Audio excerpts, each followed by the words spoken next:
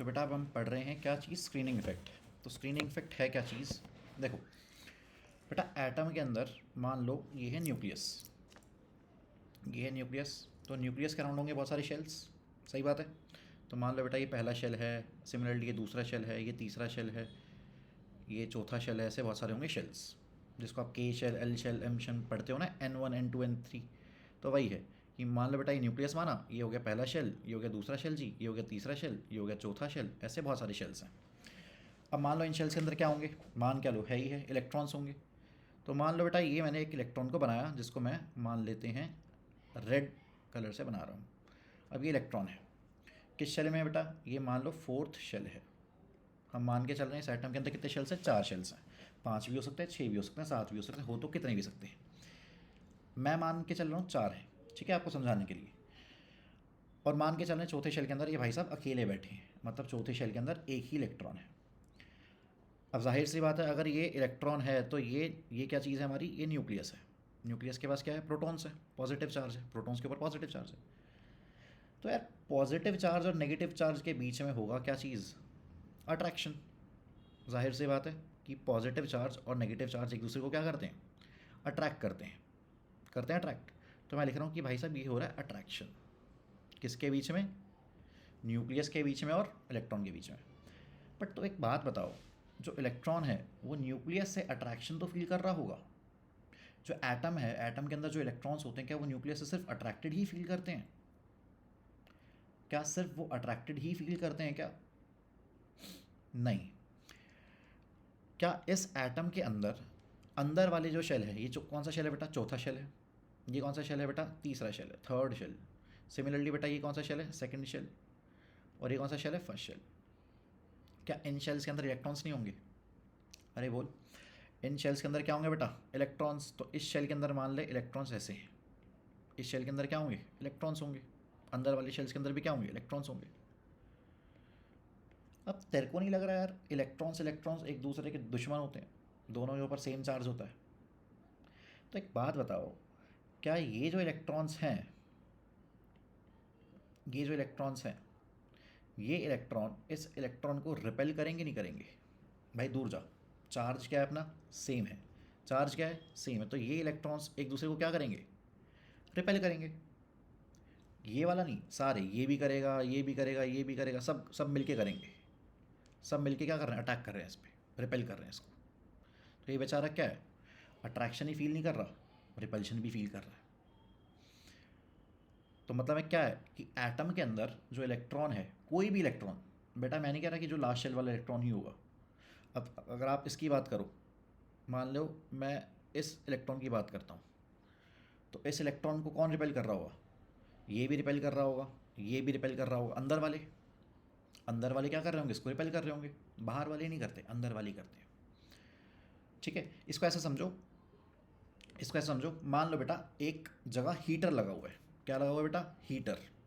ठीक है, ठंड का टाइम चल रहा है बड़ा, मान लो अंटार्कटिका अंटार्कटिका में बढ़िया सी ठंड बढ़ रही है, सिकुड़ जाओगे। तो हीटर चल रहा है, हीटर। ठीक है, यहाँ पर क्या चल रहा है बेटा? हीटर।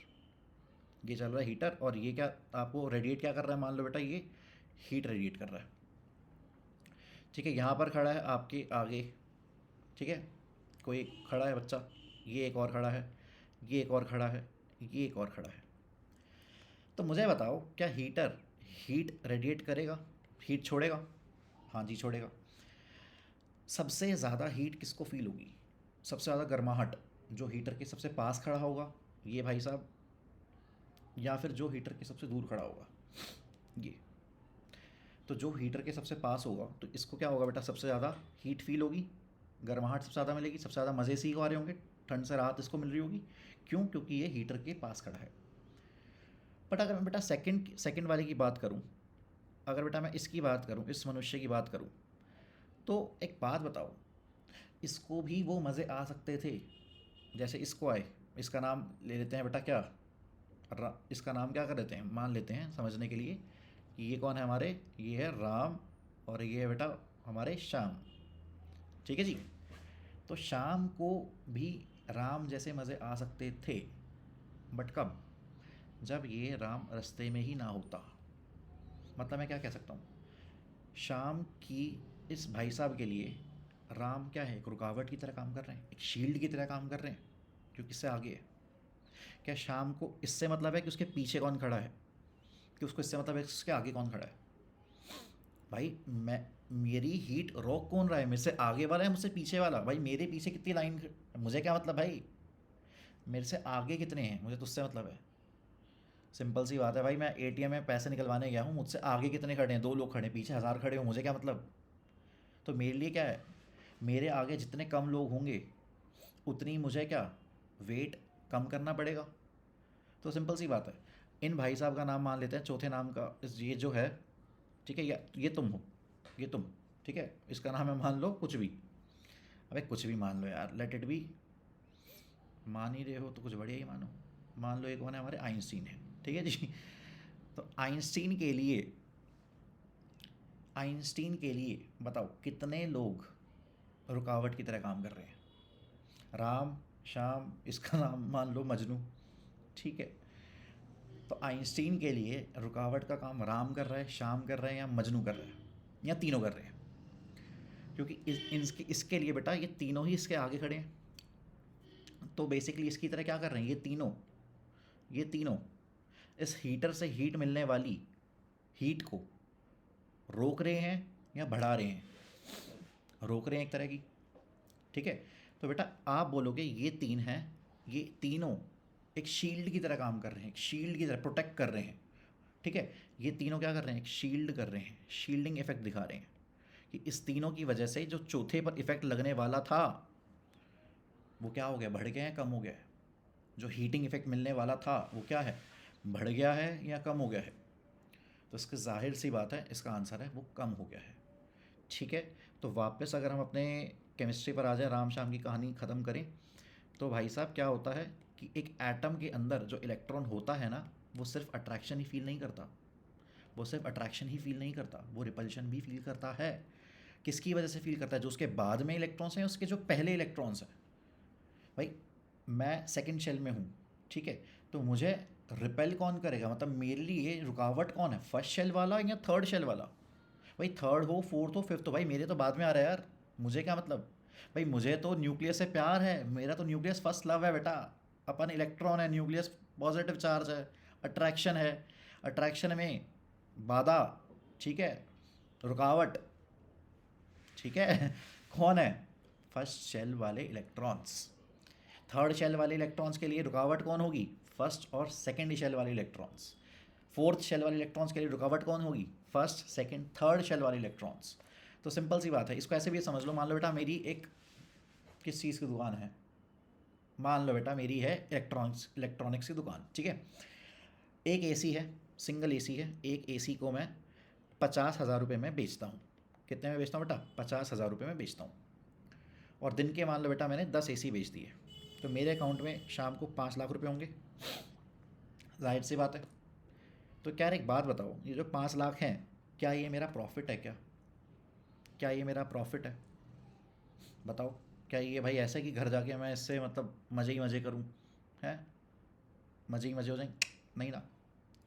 भाई एसी मेरे पिताजी की फैक्ट्री से थोड़ी बने हैं। सिंपल सी बात है यार, मैंने भी तो कहीं से ख़रीदा होगा एसी को। मान लो मैं एसी खरीदता हूँ 45,000 रुपये का, एक एक यूनिट में कितनी खरीदता हूँ बेटा, 45,000 की। और मैं बेच कितने में रहा हूँ, 50,000 में, ठीक है भाई साहब। तुम्हें लगेगा कि सर एक एसी पे 5,000 बच रहे हैं, आपने 10 एसी बेच दी तो 50, मतलब कितने हो गए, 5,000 × 10, 50,000 का प्रॉफिट है आपको एक दिन का। पर एक बात बता बेटा, ये जो मुझे 50,000 का प्रॉफिट है, इस पूरे दिन में मेरी दुकान का बिजली का बिल भी तो आया होगा, मुझे वर्कर्स की सैलरी भी तो देनी होगी एक दिन के हिसाब से, या मैं, तो नेट सारा काट पीट के भाई मैंने वर्कर्स के दिन की दिहाड़ी भी दे दी, ठीक है। मैंने अपना बिजली का बिल भी भाई एक दिन में मेरा 10,000 का बिल आया है, ठीक है। मैंने भाई साहब जो कस्टमर्स आए उनको ठंडा भी पिलाया है, कोल्ड ड्रिंक पिलाई, सब काट पीट के जितना भी है, आखिरी में मेरे पास 15,000 रुपये बचे। तो मेरे गले में, मेरे अकाउंट में आए कितने थे, 5 लाख। बट उसमें से मेरा कितना है भाई, मेरा जो मैं अपने घर लेके जाऊंगा, जो मैं अपने बीवी बच्चों को खिलाऊंगा, 15,000। तो ये हुआ मेरा नेट प्रॉफिट, ये क्या है मेरा नेट प्रॉफिट, क्लियर है। तो एक एटम के अंदर ना, एक एटम के अंदर एक एटम के अंदर जो इलेक्ट्रॉन नेट अट्रैक्शन कितनी फील कर रहा है उसको बोलते हैं मतलब जो इलेक्ट्रॉन है वो नेट अट्रैक्शन कितनी फील कर रहा है उसको बोलते हैं इफेक्टिव न्यूक्लियर चार्ज।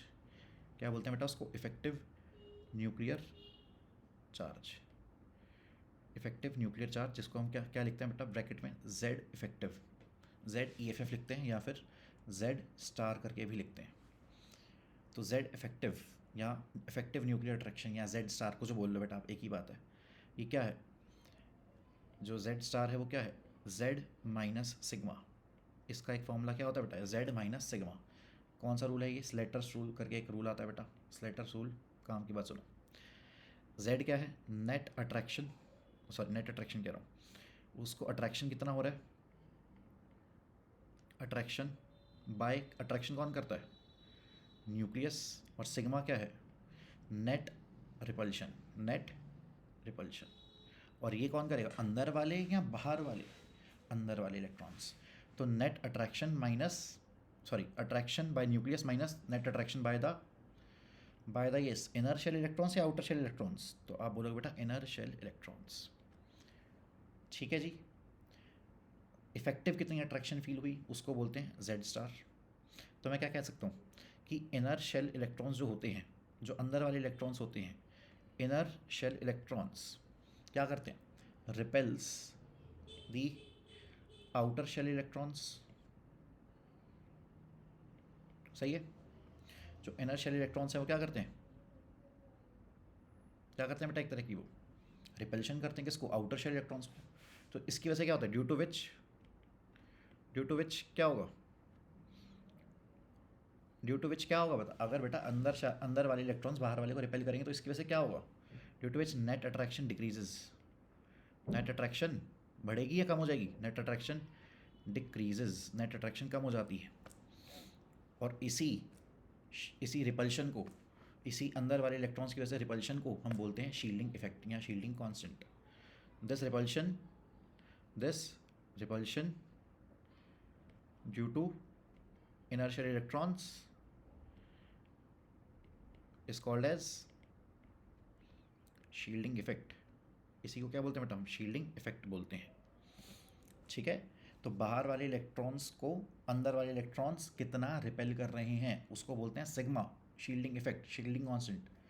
ठीक है। जिसकी वजह से क्या होगा? वो जो इलेक्ट्रॉन है जिसको उतना अट्रैक्शन, देखो जितना अट्रैक्शन उसको न्यूक्लियस अट्रैक्ट करने में लग रहा है कि भाई साहब आपको लग रहा है कि ये न्यूक्लियस है, ठीक है, ये पहला शेल है, ये दूसरा शेल है, ये तीसरा शेल है, मान लो इस इलेक्ट्रॉन को सिर्फ न्यूक्लियस अट्रैक्ट ही कर रहा है। इसको क्या कर रहा है? ये सिर्फ अट्रैक्ट कर रहा है, अट्रैक्शन। नहीं नहीं नहीं नहीं बेटा, ऐसा नहीं है। अंदर वाले रिपेल भी कर रहे हैं बेचारे को। ठीक है। अंदर मान लो ये इलेक्ट्रॉन्स है ना, ये इसको क्या कर रहे हैं? दूर भेज रहे हैं कि दूर भाग। अंदर जितने भी इलेक्ट्रॉन्स हैं क्या कर रहे हैं? इसको दूर भाग, हमसे दूर जा। तो इसकी वजह से बेचारे को क्या हो रहा है? जितना अट्रैक्शन इसको क्या कर रहा था? न्यूक्लियस से मिल रहा था, वो कम हो जाएगा ना, क्योंकि रिपल्शन भी आ गया है। जितना अट्रैक्शन इसको न्यूक्लियस से मिल रहा था वो क्या हो गया? कम हो गया है, क्योंकि अब इसको रिपल्शन भी फील हो रहा है अंदर वाले इलेक्ट्रॉन्स की वजह से।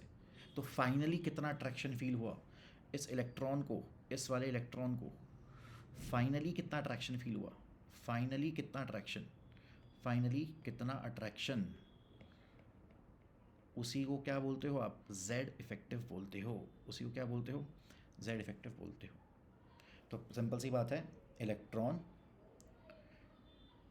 एटम के अंदर अट्रैक्शन तो फील करते हैं न्यूक्लियस की वजह से, बट रिपल्शन भी फील करते हैं अंदर वाले इलेक्ट्रॉन्स की वजह से, जिसकी वजह से उनका अट्रैक्शन कम हो जाता है।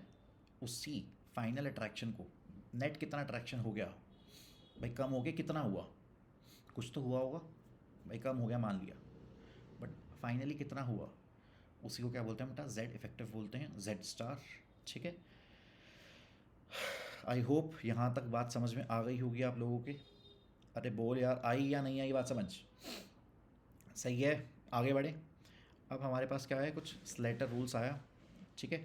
स्लेटर रूल की मदद से हम इस जेड इफेक्टिव को कैलकुलेट भी कर लेते हैं। तो अभी इतना ही, फिर नेक्स्ट वीडियो में हम कैलकुलेशन सीख लेंगे कैसे किसी भी एटम के अंदर हम जेड इफेक्टिव निकालते हैं।